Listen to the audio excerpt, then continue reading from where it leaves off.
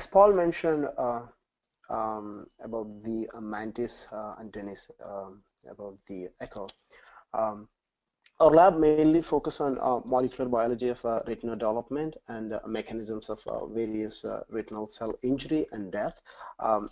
We routinely differentiate various cell types of retina from induced pluripotent stem cells and embryonic stem cells.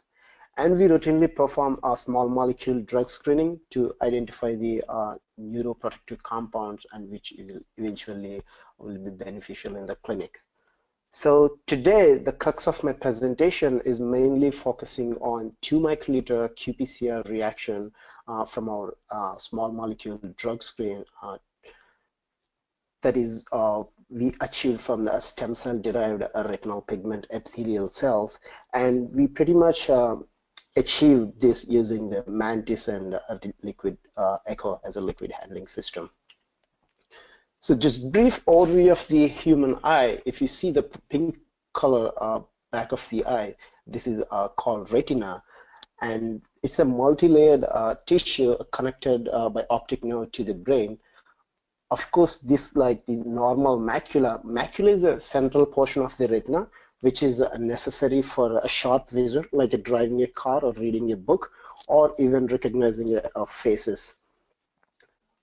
But unfortunately, this macula undergoes the dedifferentiation and degeneration, which we commonly call macular degeneration. This macular degeneration is irreversible blindness in Western world, and one of the major reasons is degeneration of this retinal pigment epithelial cells, which resides back of the eye. So we really want to understand the mechanism of the RPE dedifferentiation and dysfunction during the AMD.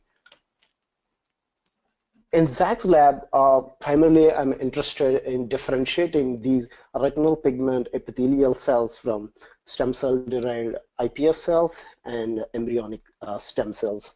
So we have developed a protocol that takes like 3 to 4 months to achieve the fully matured RPE monolayer.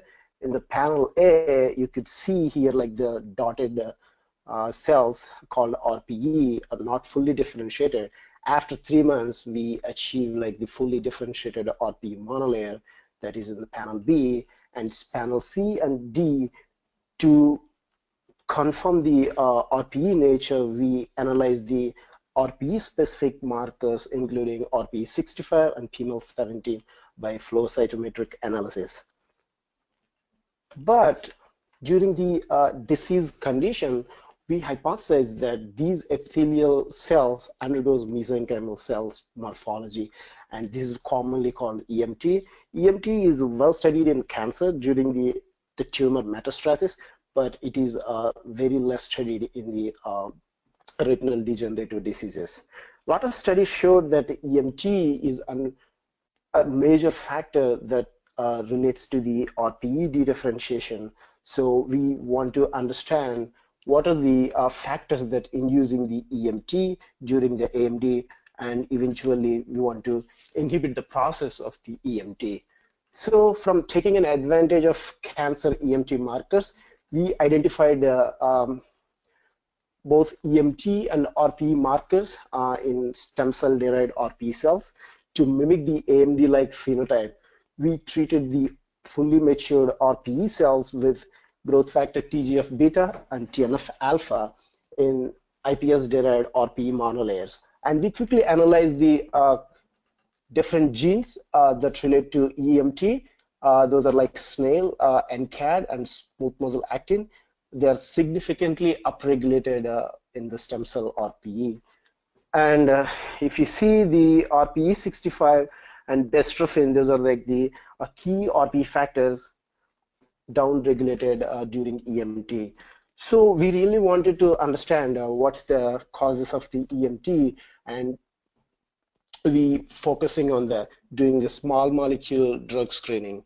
So qPCR screen is like a very cheapest and reliable and faster way to identify the genes that involved in the EMT.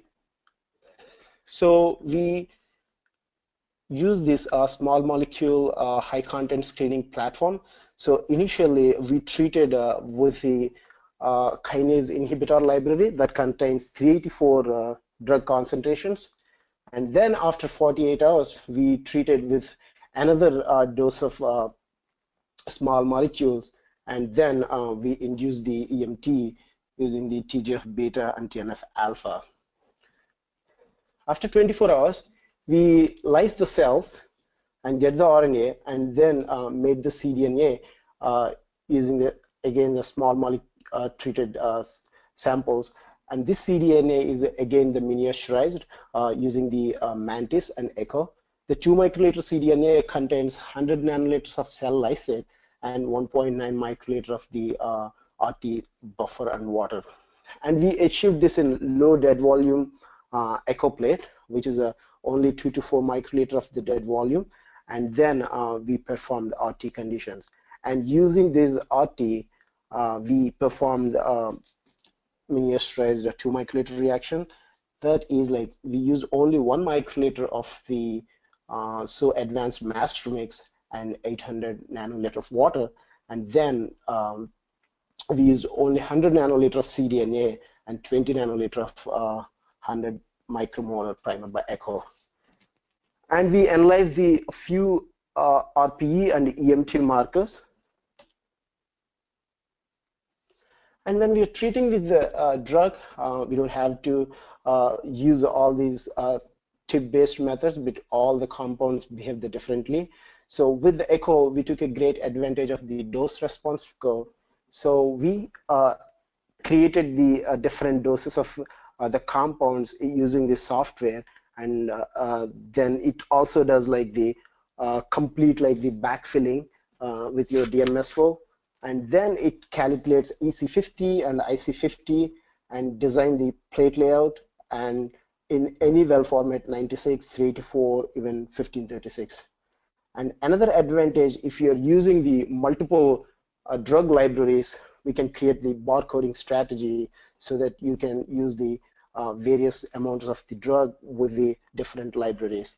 And of course, you don't have to worry about anything, and just you need to change the plates between each library. So it is a great advantage with the reliability and accuracy when you are dispensing the drug. And before we had a Mantis and Echo in our lab, of course, we used to do 20 microliter reactions in 96 well plate and 10 microliter reactions in 384 well plate using the manual pipette. But the disadvantage of this is like, of course, all you know that the master mix is super expensive, and that doing each column or row, it's time consuming and labor intense. And we also found the inaccuracy between even technical replicates. So we really wanted to do a miniaturized reaction to save reagent.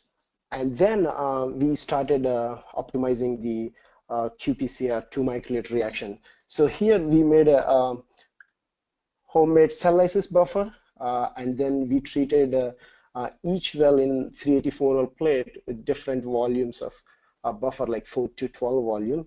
And from that, we added those lysate into echo loaded volume plate, and then we dispensed 100 nanoliter to 1 microliter. And we found that like the lowest volume 4 microliter lysis buffer, and from 100 nanoliters of lysate, it giving a great amplification curves and the melt curves. So the greatest advantage of this miniaturized reaction is like we are reducing 5 to 10 folds of the usage of master mix. And of course, it is very faster, reliable, and very accurate. And it is completely tip-free based, and then no labor intensive. And then this is the quick Mantis screenshot. Here you can see that the 384 well format, which I did in a 384 qPCR reaction. It is as simple as using your Excel spreadsheet. And of course, in the upper right corner, you can see the Excel icon. You can click that Excel icon, and you can enter the amount of volume. In this particular experiment, I used 1 microliter of standard master mix and 800 nanoliter of the water, and then dispensed 1.8 microliter total volume. And if you see the Mantis, so here the quick video which I used to dispense for the master mix into 384 well Bio-Rad qPCR plate. So it picks up the chip and it's doing the priming, as Paul mentioned. Yeah, and this is a very fast, like it took less than 12 minutes to dispense entire 384 well plate. And meanwhile, we can set up the echo to dispense the cDNA and primer. Okay. And then for dispensing cDNA and primer, we use the echo plate layout format. And here I'm dispensing my cDNA from 384 echo plate to 384 qPCR plate. Of course, you can do from any well to any format, like 96 to 1536 or 1536 to 384. You can play whatever you want, but in this case, like we have like the 384 qPCR machine from Bio-Rad, and then I had this beautiful reaction setup. And then sorry, this one is like the rotated, but this is the oh, okay, it's working great now. So this is the echo. Just it is as simple as using your traditional video cassette. Now here I loaded the cDNA source plate.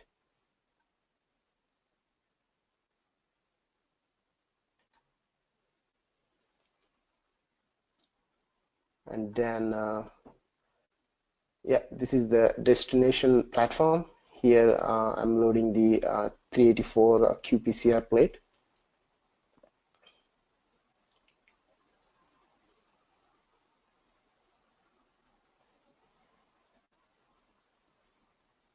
Yeah, and as Dennis mentioned, the liquid handling take care of everything.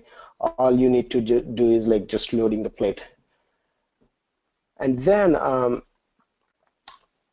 you can use the 384 PCR from Bio-Rad. And we only optimized, since it is a low volume, 105 the lid temperature, and then all the protocol is same. So the overall dispensing a master mix and primer and cDNA takes like less than half hour, and then the PCR reaction is another 1.5 hours.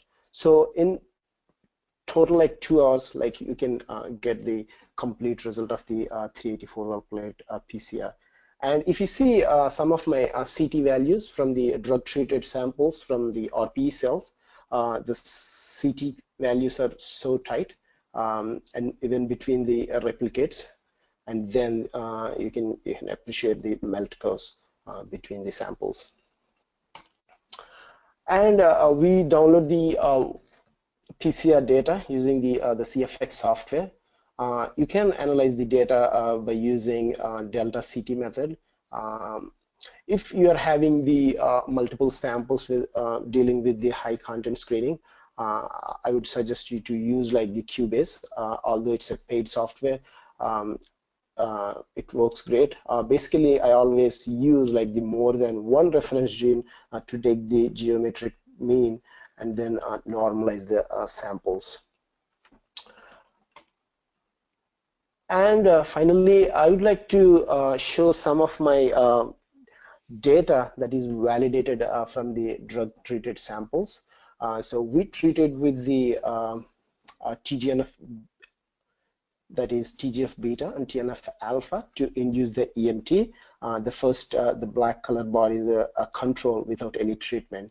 The third one is TGF beta plus DMS for control. And this one 48 to 4 micromolar dose response. And again, I did the 2 microliter reaction, like which I shown earlier. These are the RPE65 RPE specific genes. and the bestrophin is another RP specific, and CRX. If you see the data here, you could see the RPE65 expression is higher when we are inhibiting the EMT using the kinase inhibitor, and same with the bestrophin, and even it is restoration is even great with the another RP specific marker CRX. So overall, we achieved quite a nice platform for doing the qPCR in 2 microliter reaction. So most of the lab members follow the same protocol, and their results are very consistent. Definitely, this is very helpful for anyone doing the miniaturized reaction for your screening assays. With this, I really thank FORMULATRIX and Labcyte for providing me this opportunity, and also their excellent support during establishing this protocol in our lab.